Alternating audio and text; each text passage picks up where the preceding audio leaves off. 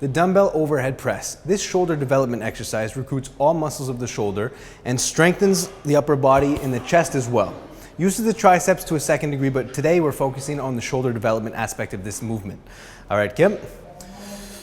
So, in a dumbbell overhead press, it is important to keep the dumbbells slightly inside your shoulders. You don't want to have your wrists outside your elbows. This is crucial. At the bottom position is that the wrists are directly over or slightly inside the elbows. I see too many people doing this Y motion, and this is not good for the stability of the shoulder joint. It's not going to develop your muscles anymore. In fact, it takes focus off the deltoids. And right here, this is deltoid isolation. You want to keep those dumbbells in slightly closer than you see most of the time. If you're used to pushing straight up over the head, try arcing the dumbbells inwards at the top position. Again, this focuses the energy inwards, which is better for developing the deltoids. This is the dumbbell overhead press. The barbell front raise. This shoulder exercise isolates the front delts and is also a huge core workout. As the lever of your arms is quite a long lever and the weight is sticking out in front of you, you challenge your core immensely by having this weight so far in front of you, sending you off balance, forcing your abdominals to protect your spine. This is a great movement for overall conditioning and for development of the deltoid muscles. So I'm going to show you from the front of several reps and then from the side to show you the proper body positioning and the proper tempo in this front shoulder and complete shoulder isolation exercise. Here we go with the barbell front raise. So with slight forward flexion, you want to have your weight on your heels, but your chest is slightly arched forwards. This is going to put you in the ready position where your hips are set and your core is ready for full activation of this heavy weight as it comes up above your waistline. So here we go with an exhale.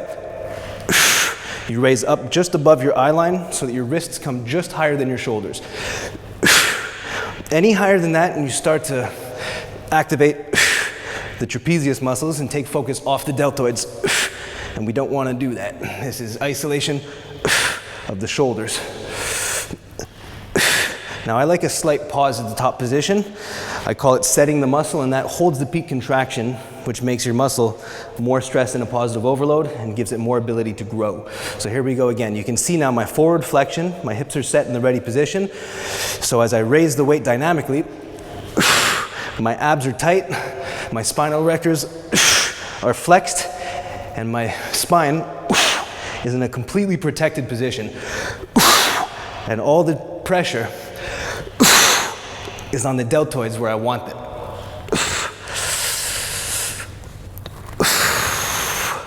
For optimum muscle growth, I recommend 8 to 10 reps of the barbell front raise.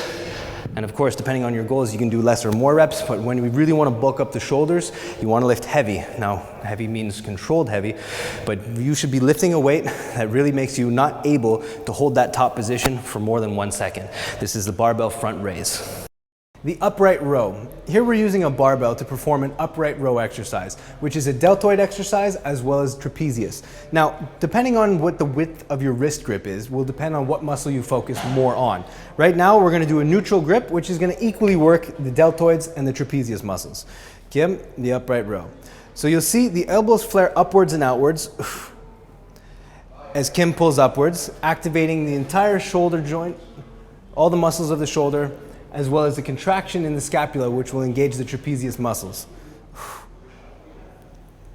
This is a fantastic exercise for developing the shape of the deltoids, and pulling motion is not a normal motion for the deltoid muscles. So when you pull in this, it is activating the muscles in such a way that is very demanding on these short, smaller muscles, which develops muscles very quickly. The upright row is an essential exercise to add to your shoulder development routine.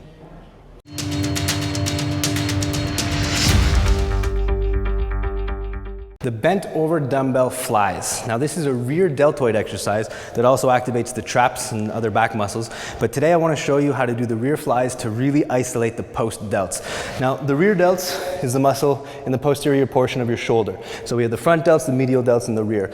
This is a highly underworked muscle. We do so much pressing exercises, we activate the front a lot, and our posture comes somewhat inwards. We work out the chest, and we don't open up the chest enough and work these smaller muscles that are very aesthetically pleasing and also posturally extremely important. So the rear delt is an exercise, or the rear delt is a muscle group that I want you to exercise frequently with the proper exercise technique. And I'm going to show you two variations of a grip for the bent over posterior delt flies. So you're gonna go into a bent row position. Now, bent row, I like to be a little bit down farther. For the post delts, you can be up slightly more. With your head down, staring straight in front of your toes, you open up into a fly where you don't change the bend in your elbows. So you're not increasing the angle at your elbow joint. You're simply coming up and maintaining the same bend throughout the entire range of motion. Now, I really like to set the muscle at the top, which means a half-second pause. Just pause, lock it in. Get that peak contraction, pause, lock it in. Now I'm activating those small rear delts in a very isolated way that's challenging them and setting them up for maximum growth potential. Now you can also do this exercise with a completely pronated grip, which means the palms are facing your body the whole time. So watch the difference. It's the same motion, except I don't have the same grip in my hands, and you will feel slightly limited range of motion here. You can't get as far upwards, and that's totally fine. You're still activating that small rear delt muscle through all the range of motion necessary to promote growth. So I recommend that you play around with both angles. So angle like this, and then angle like this when you do your bent over rear flies for the posterior deltoids.